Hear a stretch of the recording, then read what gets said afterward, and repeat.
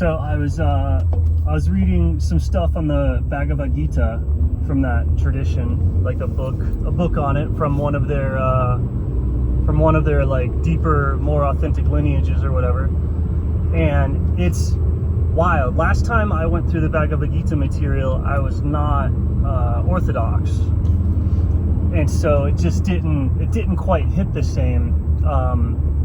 It's fascinating. It's the tradition around the Bhagavad Gita is identical in the metaphysical structure of the Bhagavad Gita is identical to Orthodox Christianity. All the claims about God are, I would say, the exact same thing, except in the Bhagavad Gita it was not revealed that God was Christ. And it said the Bhagavad Gita is basically the exposition of God directly saying everything about God.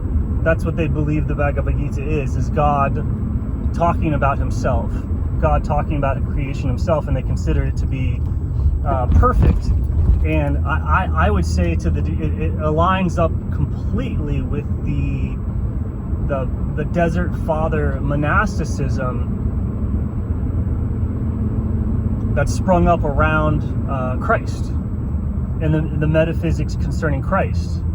And so, if anything, I would say the Bhagavad Gita is one of the strongest prophetic books in history, if not the prophecy of Christ is the Bhagavad Gita.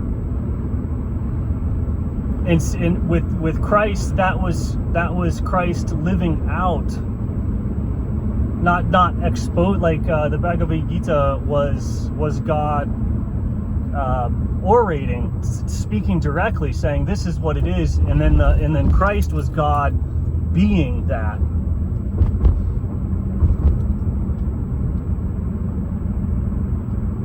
Like, for sure, it's uncanny. It's uncanny. The metaphysics is identical, including the nature and the persons of Christ, the energies of God, just everything. The personhood of the Godhead, everything is. I'm reading it more and more, but it's absurdly identical. Indians are still really into poop, though. Their fascination with the antiseptic properties of poop is comical. Even in their highest metaphysics, they elevate poop really high.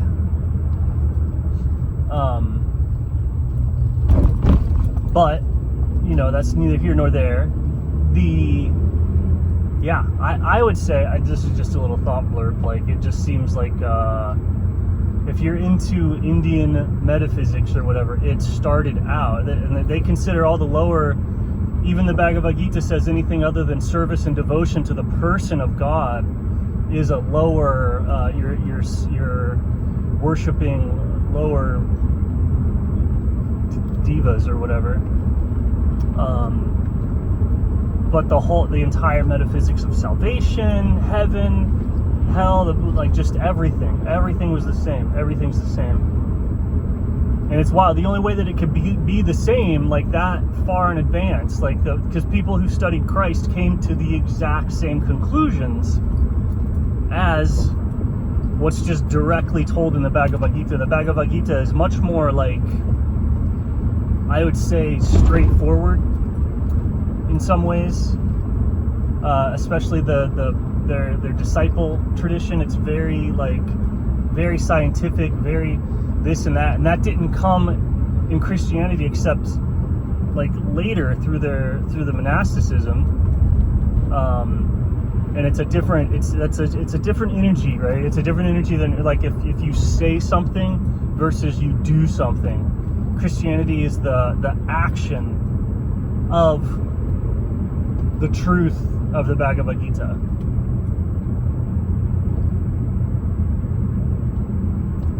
And if you're looking for, it's just interesting. You look for prophecy and stuff like that, and the mythology of the legend around the Gita is when God walked the earth, which would have been, in the Bible equivalent would have been sometime before the flood, so the Garden of Eden, sometime in the Garden of Eden, which it's hard to actually correlate that with like temporal, like scientific time of like when did that happen, but God walked the earth at some point there, and the Gita says during that time that God walked the earth, he told this truth about himself. He said how things were, and that would have been like 12,000 years ago, whatever. And then you have Christ. Then you have the person of God coming back in Christ, so you can see the person of God, of the Godhead. And I don't know. I thought it was really cool. Still reading it, so I'll probably have some thoughts at the end of the book, but